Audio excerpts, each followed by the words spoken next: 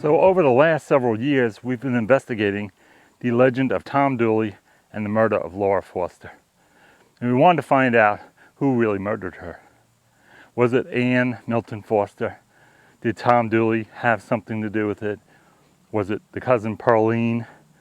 So we've been doing our research, reading many books, studying the different stories over the years, and we've actually captured some very interesting things from the spirits that stay at the Wilkes-Barre jail and the Cleveland house. So come along and see what we find.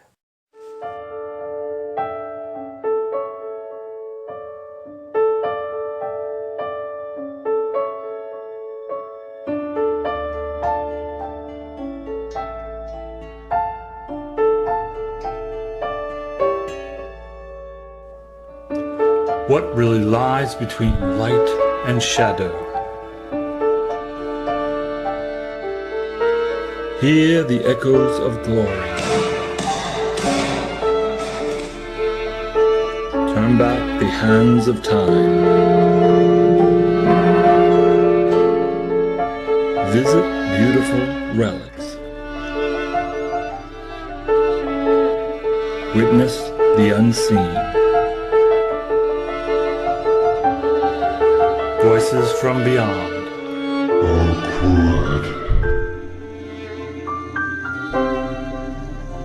As we journey through the past.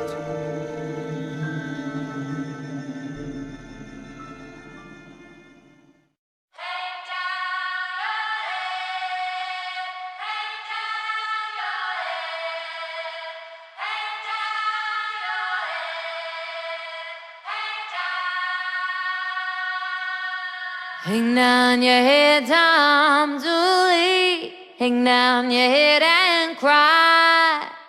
Hang down your head, Tom Dooley. For boy, you're bound to die.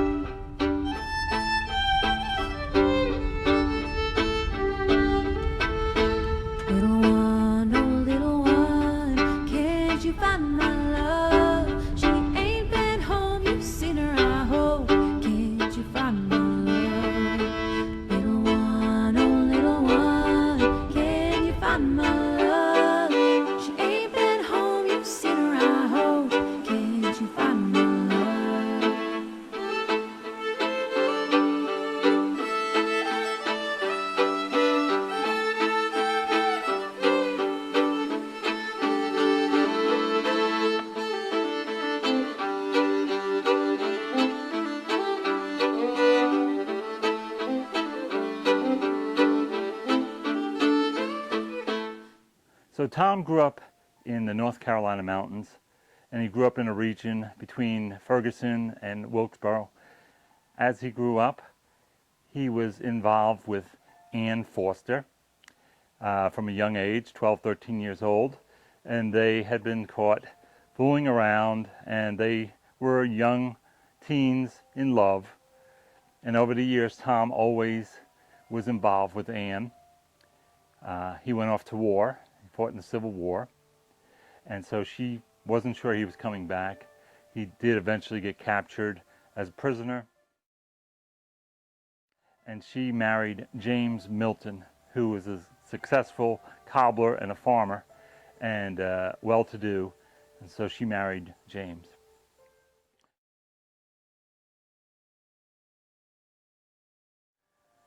And over the years, Tom also got involved with two of the other cousins of Ann's, Laura and Pearline. And nobody knew when Pearline came to the area to actually work on Ann's farm to raise money. She didn't tell anybody that she had contracted syphilis during the Civil War. And so she had come down to earn money and to get treatment for the syphilis. Well, she didn't tell anybody, and she got involved with Tom and even Ann, and between all of them, it was spread. So Tom, Ann, Laura, Pearline, and James Milton all wound up with syphilis. At Tom's hanging, he professed that he did not hurt one hair on that girl's head. So it's very interesting. Many knew that Ann Milton was a very jealous person, and they do believe that she murdered Laura. Tom may have helped her. He may have helped bury her body. He may not have helped her at all. And this is the part of the legend that we're all trying to figure out.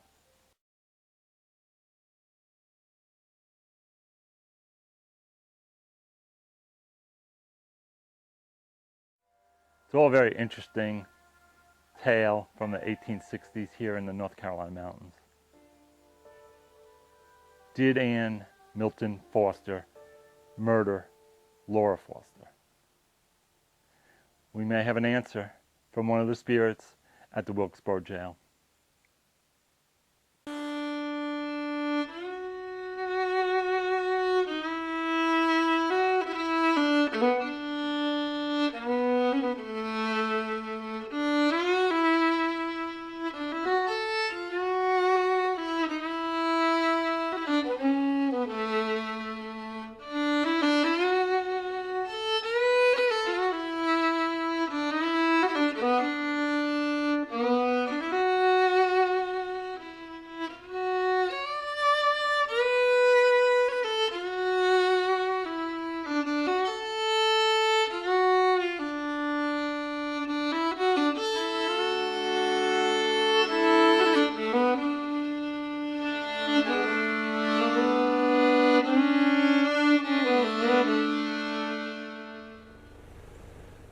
Are you ready? Are you Michaela? I am.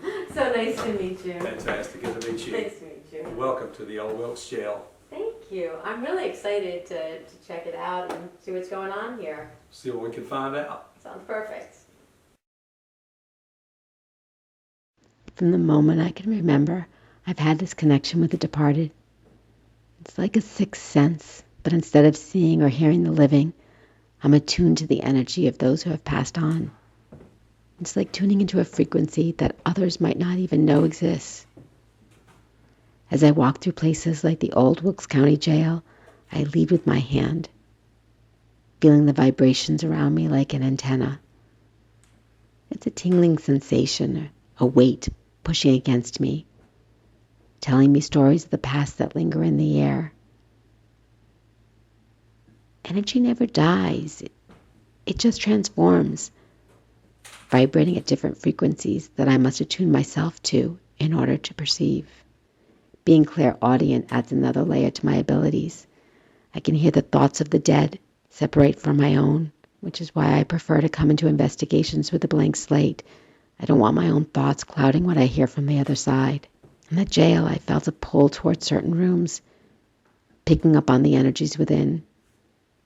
A female presence in one, her voice and giggles echoing in my mind, tapping in response to my inquiries, confirming her presence.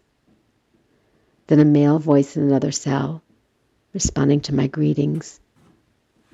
Throughout my time there, I engaged with these energies, asking questions and receiving answers in various forms. Thumps, voices overlapping with mine. It was just an incredible experience, reminding me of the interconnectedness between the living and the dead, and the stories that continue to resonate long after the physical body is gone. Hi, my name is R.G. Absher. I was the originator of the Old Wilkes Candlelight Ghost Tours starting in the year 2006. Since then, we've had a lot of investigations here in the Old Wilkes Jail because primarily the person of interest that was in here as an inmate was Thomas C. Dooley, better known as Tom Dooley, and the legend thereof. We're at the Old Wilkes Jail, and this is a portrait of General James B. Gordon, who fought in the Civil War and rode directly under the command of J.E.B. Stewart. We generally refer to him as Jeb Stewart. And of course, Jeb Stewart himself had written letters talking about what an eligible bachelor that General Gordon was.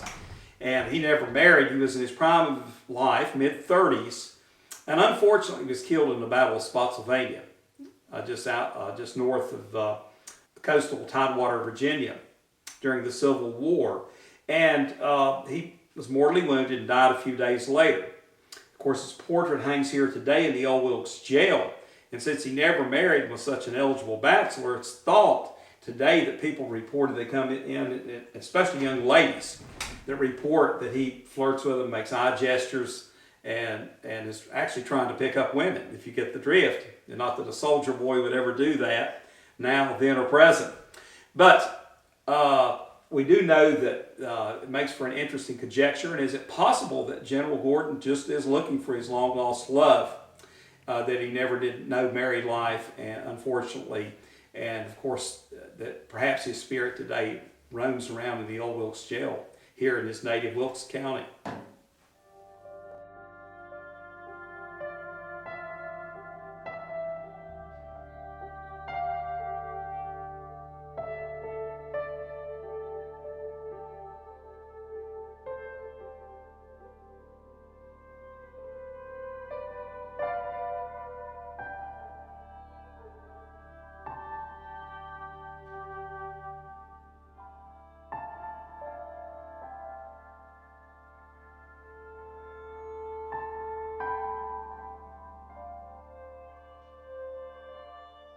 Is there a woman in this house?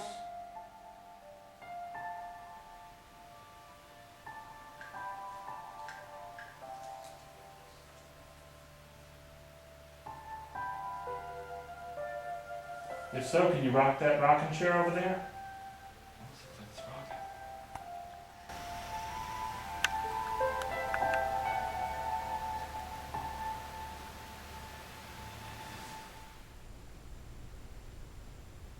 I'm open and here for you to talk to me. It's safe.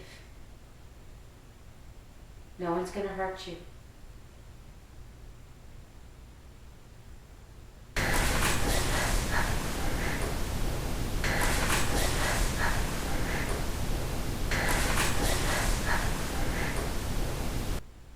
You want me to stand up?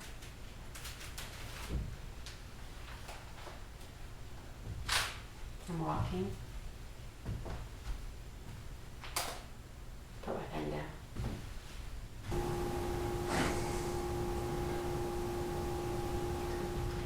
Can you please come back here? Michaela's walking. Are you out here?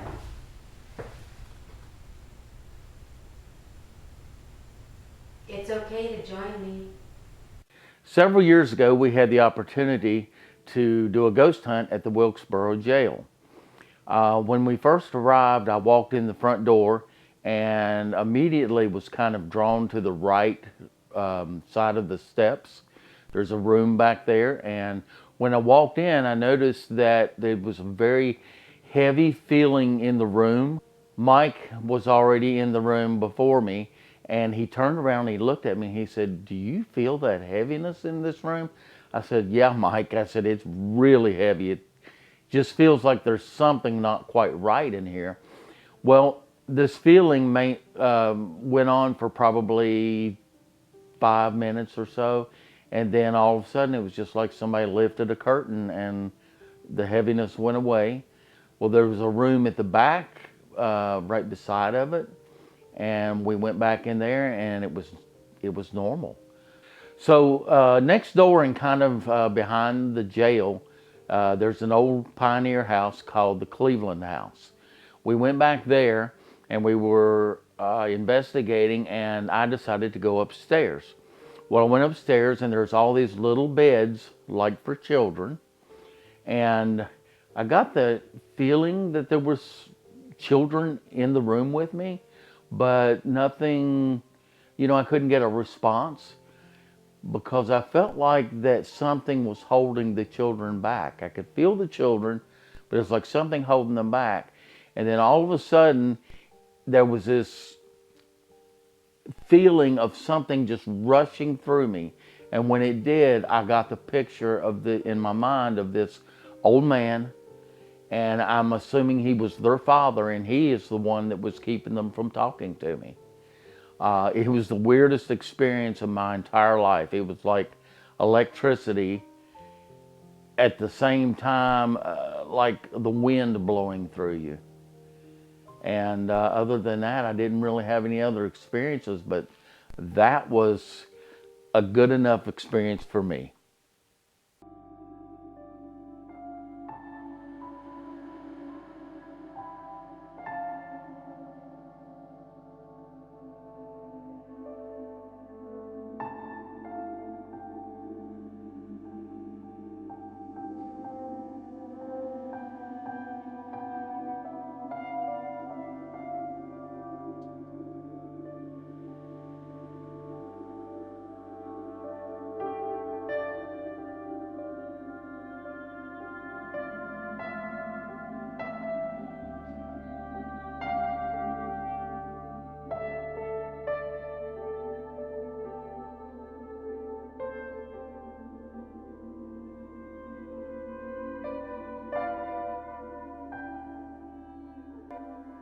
The building's shaking.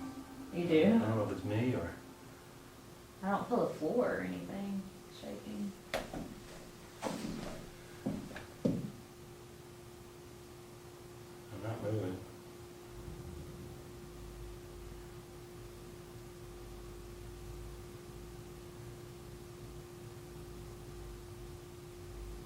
Are there any former residents that stay in this house still?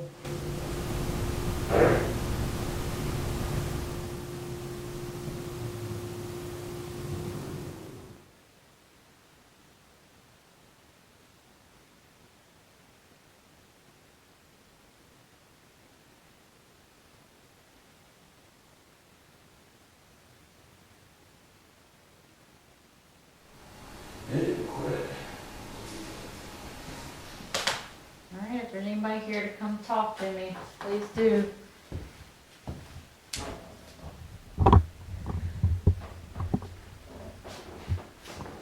Just me walking around.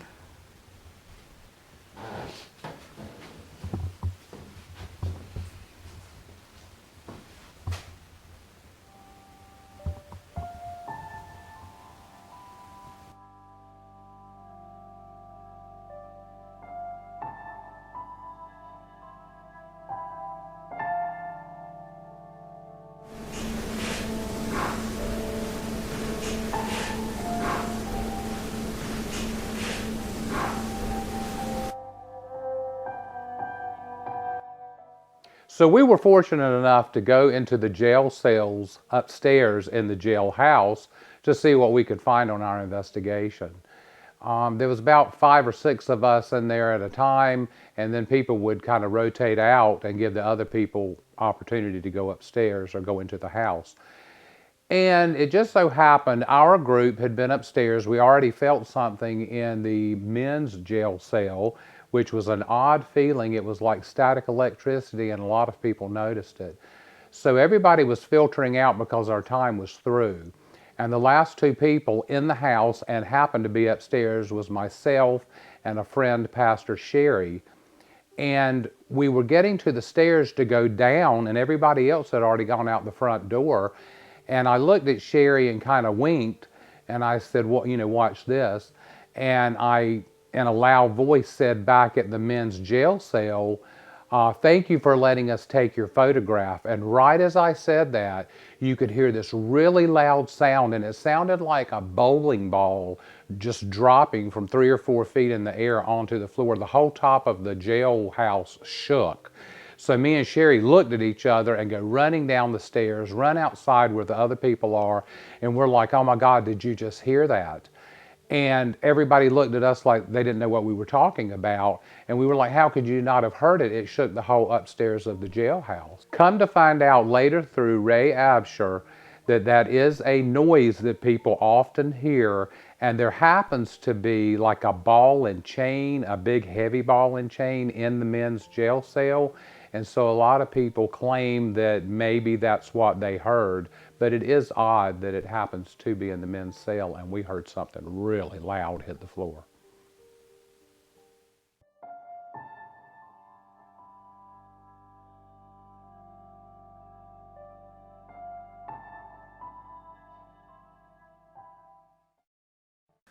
So we were upstairs in the women's cell, and Carolyn was up there, and she was asking a question about Laura Foster. So this is the result. I'll play it.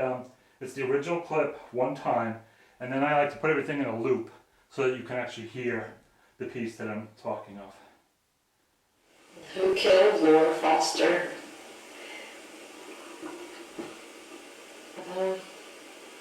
Who killed Laura Foster?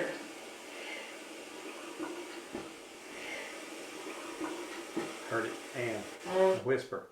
You hear it. Now I'm gonna play it in a loop. I just clip it out and I play it in a loop for people. Yes. That way everybody can. Wow. That way you can really, for the naysayers that say they don't hear it, I do this for them so that they can just hear the clip.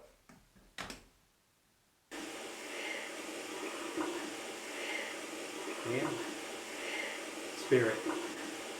Wow. What do you think? That's great. Wow. And Clear. That is amazing. It's remarkable. And of course, me amongst many people, the theory is that Ann Melt was the person that perhaps was at that site and drove the stake home. yeah, and she was here in the prison. She was signed a written statement right prior to his hanging, and that exonerated her, and she was let go. After Interesting. that point. And then she died a few years later after that. Yes, Yeah. I understand from complications from a tragic buggy accident. Yeah. And it was said that she could see the flames of hell jumping out of her bed when she passed, Huh. Wow. and which is Interesting. a crazy Karma. sort of- Now this is the other one from the Cleveland house. This is the two loudest ones from that night, and this is when we had all come over here. We locked the building. I left the recorder upstairs, and this was captured with nobody in the building. Very loud. Yeah, a man, a male voice. Gruff. It's like, hey, where you guys going? Right? Very loud. And actually, the recorder was downstairs. I set it on one of the tables, and I can tell over the years of doing this, it definitely sounds like it's coming from upstairs, from the distance. We've had a lot of experiences up there. Jeff from NC HAGS experienced. He said that an old man, walked right through him. He said it was a horrible experience, and we thought that was really interesting. And then to capture that, maybe is that the man? Possibly. Yes. You sound kind of ornery. He said an old man walked through him. His apparition did. Yes. Over here. Yeah. Years back when they did the conference years conference ago. here. Yeah, with Scott Nicholson and everybody. Yeah. And he never forgot it. So one thing that is interesting about the jail in Wilkesboro that night was it was pretty cold weather, and someone who was helping us had built a fire outside so people could go warm themselves in between the investigations. So when we went into the jailhouse, bear in mind there's no electricity, so there was no heat running, there was no fire in the fireplace or anything like that. So the inside of the house was actually cold. But when you went upstairs to the jail cells, it was cold up there and in the women's jail cell. But as soon as we walked into the men's jail cell, there was this feeling of static electricity and also like warmth. It was very different than the rest of the house and the outside. So, did Tom Dooley have anything to do with the murder of Laura Foster? There are many different versions of this tale through the years, many different speculations of who murdered Laura. Many think that Ann and Pearline had planned to kill Laura Foster and bury her body. Ann was a very jealous person and was jealous that Laura was involved with Tom as well as herself. And they do believe that she murdered Laura, stabbed her, and with the help of Pearline or possibly even Tom, they buried her in a shallow grave. Many speculate that Ann had begged Tom to help her cover up the murder, and that's probably why he did take the fall for the murder instead of Ann. But at Tom's trial, He wrote a 15-page note saying how Ann was not involved and that he was at fault. So do the spirits of Tom Dooley, Laura Foster, and Ann Milton Foster still stay at the Wilkesboro jail? Most likely, yes. This is such a strong story that was embedded in the times, so we do believe that these spirits may still be at the Wilkesboro jail. We know for fact that there's many other spirits there. Can we say who they are? No. But we've captured and recorded many different voices over the last few years. So come along and see what we found as we journey through the past.